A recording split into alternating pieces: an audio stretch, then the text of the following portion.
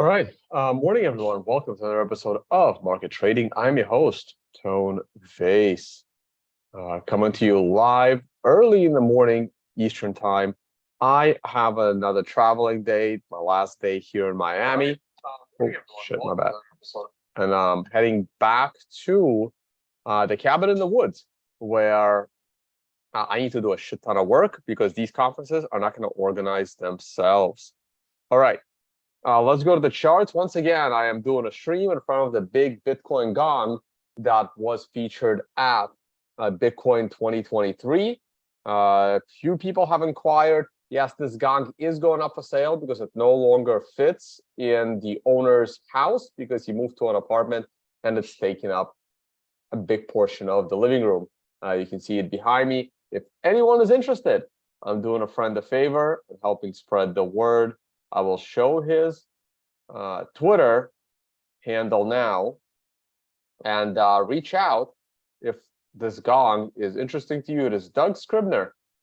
Doug Scribner usually cameos on this YouTube channel in his robe, occasionally from his mom's basement up in Minnesota, but otherwise he lives here in Miami. All right, so hit him up if this Bitcoin gong is of interest. All right, advertisements over. Let's go to the charts. So it's going to be a short stream because I need to get to the airport. Phil, thank you so much for joining the live stream. I hope you're still with us.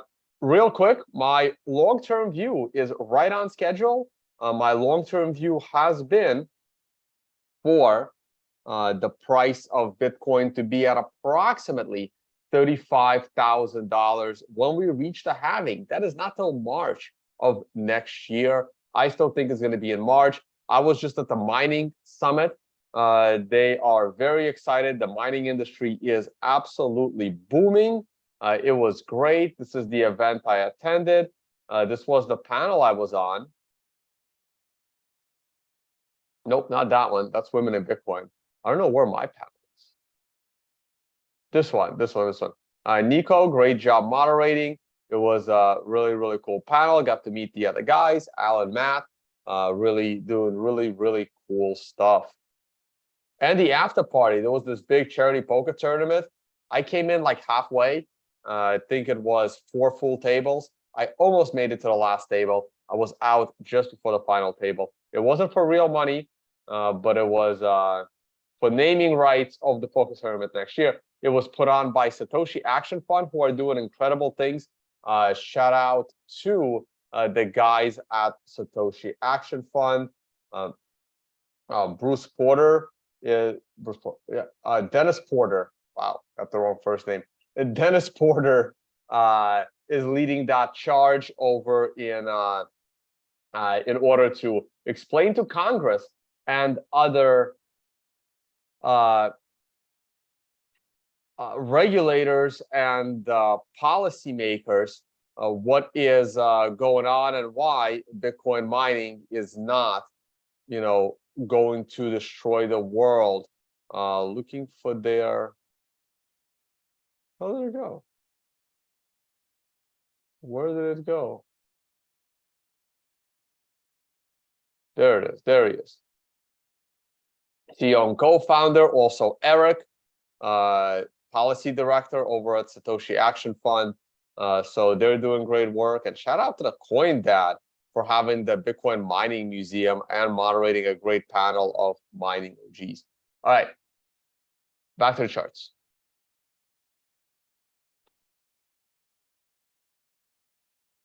Bitcoin weekly. Well, on a weekly scale, we have a red star candle. And on our allocation chart, this is the reason why we've lowered our allocation position to only 80%. And if these moving averages cross, once again, the position will be lowered as we approach that long-term moving average. See, I lowered it to 80 before, then I lowered it to 50, but then we were able to go straight to 100 after even being lowered to 25, because we don't want to take any risks. If Bitcoin does enter a bull market and does go back and hit that $11,000 or $12,000, we need to be prepared for that. Nothing can be ruled out. I personally do not think Bitcoin is going below 25,000, but Bitcoin doesn't always do what I tell it to do as far as price is concerned. I don't really control that. I'd like to. Unfortunately, I don't. So we are going to be lowering that allocation if the price of Bitcoin is going down. Now, how this allocation is lowered is up to you. People can, lower their leverage a little bit. I trade in a retirement account, so taxes is not a factor because I trade in a retirement account. But everyone is different. A lot of people don't have to pay any taxes because they have properly set their jurisdiction. Let's say they have a Canadian passport and they decided to live anywhere else in the world, which they should live anywhere else in the world. And if you trade Bitcoin, you no longer have to pay any taxes because you don't have global taxation. So this is why a lot of the Europeans are living over in Dubai. But if you are an American, you got a little bit of trouble. You got a little bit of trouble avoiding those taxes unless you surrender the passport. Which, by the way, is becoming harder and harder and harder because it's becoming harder and harder to get a second passport. I don't know if you guys know, but St. Kitts just announced some crazy difficulties getting a passport in the Caribbean. St. Kitts has basically made it twice as hard and twice as expensive to get a St. Kitts passport. So those that acted quicker and got that done, you've acted wisely. Those that waited, unfortunately, a lot of people were waiting for the Bitcoin price to rise. St. Kitts, the price just went up $100,000 and the process became a lot harder and it now requires an interview.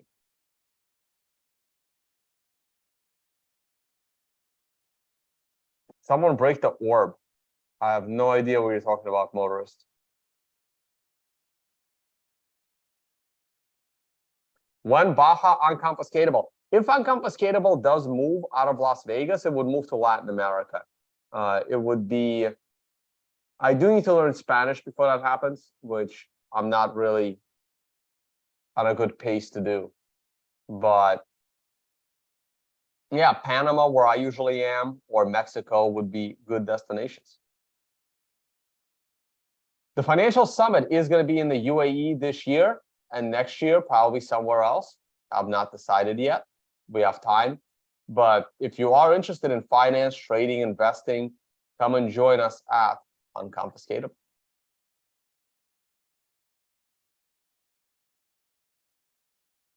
Well, this is my YouTube channel. Let's head over to the Financial Summit YouTube channel. I want to see if the Twitter's... What is going on? Why is it not clicking? Man, we haven't been posting a lot of videos, so I'm being downranked on YouTube a little bit. We got to get some more videos up. We are going to be posting the Twitter space on the YouTube channel. The Twitter spaces that we have done. I think probably starting next one.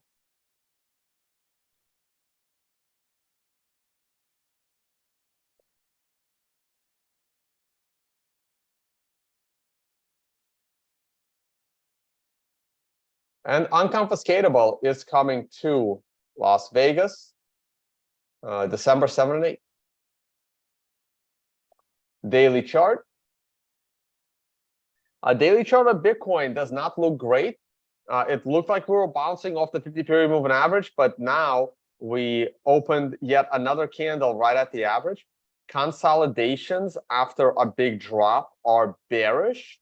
So right now, I would actually lean very slightly towards a breakdown to the next set of moving averages, which are sitting at 28,500. We had that MRI buy, we've broken the count, and now we started a brand new count. Right now, we are flipping the count again. I actually don't have much bullish conviction at the moment for Bitcoin. Very likely this candle is going to turn back down before the end of the day. Print on red 5 and potentially set us up for a beautiful MRI buy sometime early next week.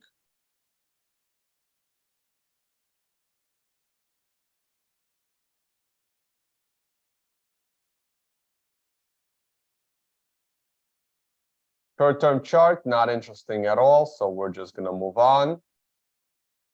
Oil is very interesting. As you guys know, as stated here on this channel, the Biden administration has not sold or siphoned off, as I usually call it, siphoned off any oil in the last 2 weeks. And the time before that, they siphoned off very little oil. So, and now the data for this current week is going to come out on Wednesday. So today is already Friday, where I know we still have half a day to go and they have plenty of time to sell more oil. But looking at this candle, it seems to me they have not siphoned off any oil this week, the week of July 24th. Therefore, when the oil numbers come out on Wednesday, I expect those numbers to be close to zero once again. And you can see the price of oil rising. I see problems for the Biden administration if the price of oil goes above $85, something it has not been since last year. If oil makes a brand new annual high, I think they will be forced to siphon off more strategic oil reserve because, you know, they don't want Christmas season with people complaining about high gas prices. But based on last week's candle or this week's candle, I don't expect much on the oil sale numbers from the Strategic Petroleum Reserve. It's going to be very interesting when the data comes out on Wednesday. Natural gas, I am bullish on. I think we are going to go into the next level of resistance up at around 375. This is gold, as we discussed in Twitter Spaces. I am pretty bullish on gold. I expect gold to break the all-time highs, something that it originally reached back in 2 years ago in 2020. And I do expect gold to go well, significantly higher. Is it going to beat the stock market? I'm not sure. But I do expect gold to rise and stock market to rise. Speaking of stock market, the stock market is in a very interesting area. I think it could be due for a little bit of a pullback. However, we have still not come to the next MRI sell. And when we get to that weekly MRI sell, wait, something's wrong. That's the monthly chart. I don't usually look at the monthly chart. The monthly MRI sell is far away. It should be a weekly chart. There we go. The weekly chart is a little bit overextended. We did hit an MRI top. And based on this candle, we should be entering back into the market. I'm still going to be a little bit cautious here. I want to see a close above last week's candle. Otherwise, I do think a pullback is somewhat warranted back to the moving average, and then a beautiful breakout sometime in October, late September, early October. It's kind of what I'm seeing.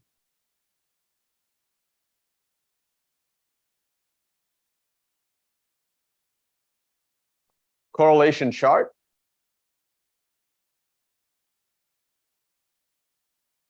Does the daily S&P, we rallied a little bit today.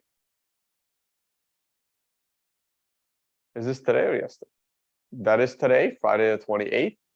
And Bitcoin is still stuck consolidating near the lows. Overall, they are pretty correlated, but on a daily basis, they're not as correlated as they once were.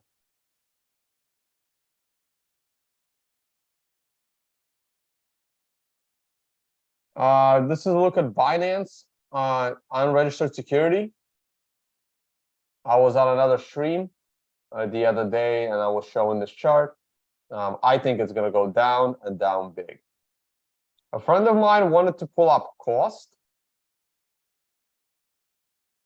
Let me see. Costco, I believe.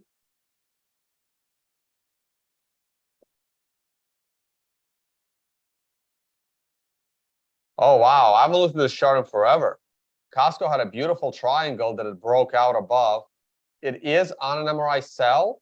The last time it had an MRI sell, the last 2 times it had an MRI sell, things went badly for Costco.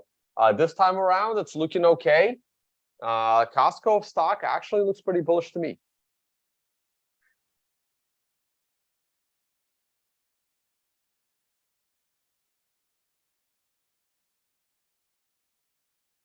Okay, and there was one more stock. It's in my Twitter DMs. 1 second.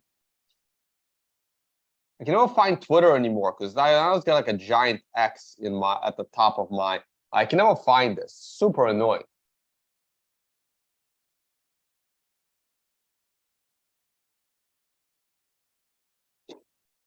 Another stock I wanted to look at is $ZN. That's got to be a commodity. Oh, that's got to be the 10-year note. ZNZ 2023. So ZNZ 2023 is the December note. I always like looking at this. Let me pull up the nearest future on the Treasury. Not a chart I normally look at. As interest rates rise, bond prices fall. And I expect interest rates to rise some more. It's actually holding up fairly well, but I would not be bullish on Treasury notes. Now, let me see if there's any difference in the December version of this.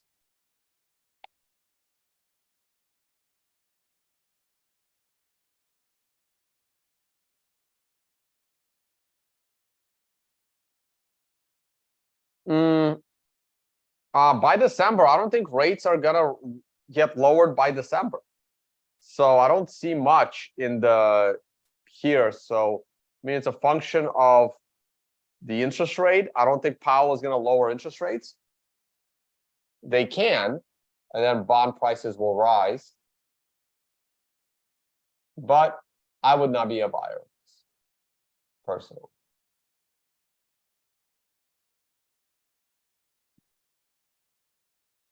All right, guys, I need to get to the airport.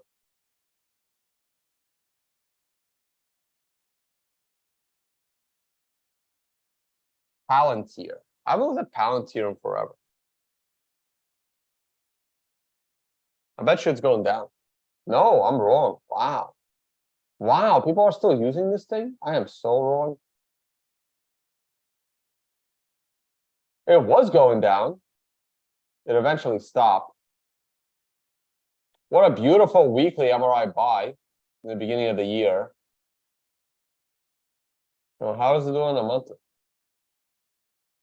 Monthly MRI buy in the beginning of the year as well. Well, I don't know if they'll make it back to the all-time high.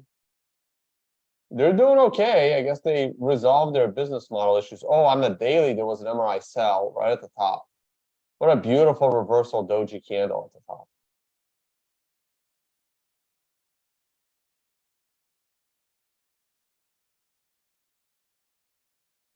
I would not jump into it yet. The chart daily does look bullish, but I don't like how it's as a nasty candle today or yesterday. Today hasn't started yet. I think it's going to pull back to the moving average. I think it just went up a little too far, a little too fast. I would not rush into Palantir. I would wait for a daily MRI buy. At least let it go down to 15, maybe even a little lower. And last one would be RIG. Oh, not RIG, RNG. I do want to look at RIG though.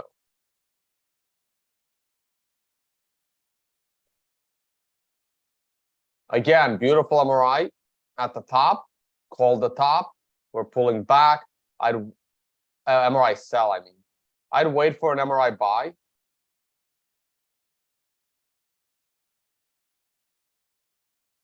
This would be the area. What? I don't know what's wrong with my mouse. This would be the area I would look at. Maybe that second moving average. Let it pull back a bit. That's what I would be looking at. Finally, rig, because I kind of want to look at rig.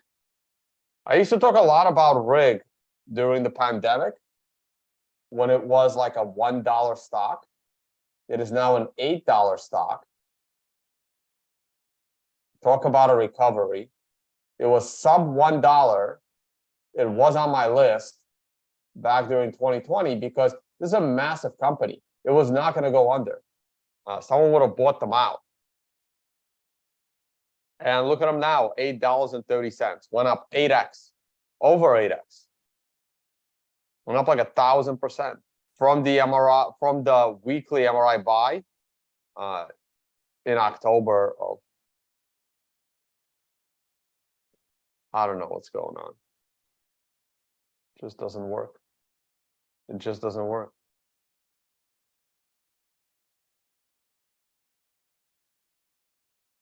Oh, my mouse is having massive issues. Yep, over 1,000% up since the pandemic. That was a good trade if anybody took it. I took a few trades on rig, but I didn't hold on to it. Sure, I was trading because I was stuck in, in the bunker. I'm not trading actively right now. There's too many conferences to organize.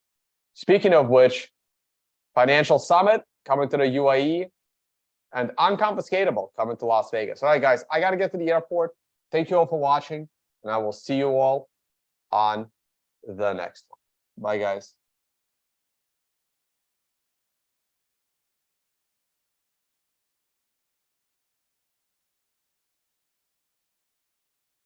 Beautiful gong. I'm going to miss it. Bye, guys.